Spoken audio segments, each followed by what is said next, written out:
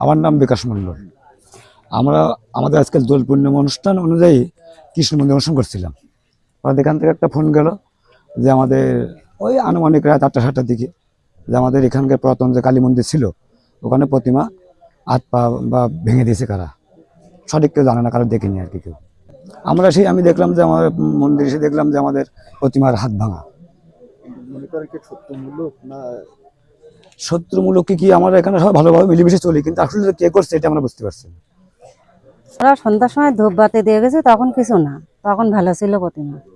তারই পরে 8:30টার দিকে 9টা বাজে তখনই আমরা ওই পাট কাঠি নিয়ে আসি প্রণাম করতে, পাট রেখে প্রণাম করতে যেই দেখি যে আঙুল ভাঙা একটা প্রতিমার।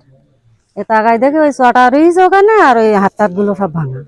না, শত্রু তো আমাদের কেউ নেই, আমরা তো সেটা মনে করতে পারতেছি না কিছু, যে আমরা সবাই একসঙ্গে মিলেমিশে থাকি এখানে, হিন্দু মুসলমান, আমাদের কেউ এখানে শত্রুতা নেই। আমার নাম হৃদাস মণ্ডল। আমাদের মন্দিরেতে প্রতিমা গড়ানো ছিল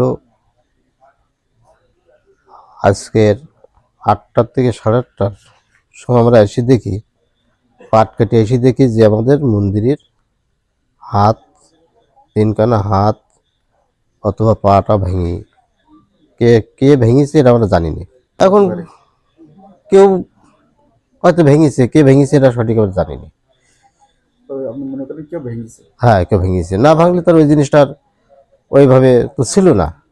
সন্ধ্যার সময়ও পূজা মানে সন্ধ্যা দিয়ে গেছে, তখনও সুরক্ষা ভালো ছিল না। আমি তো দেখিনি যখন কার দোষ দেবো।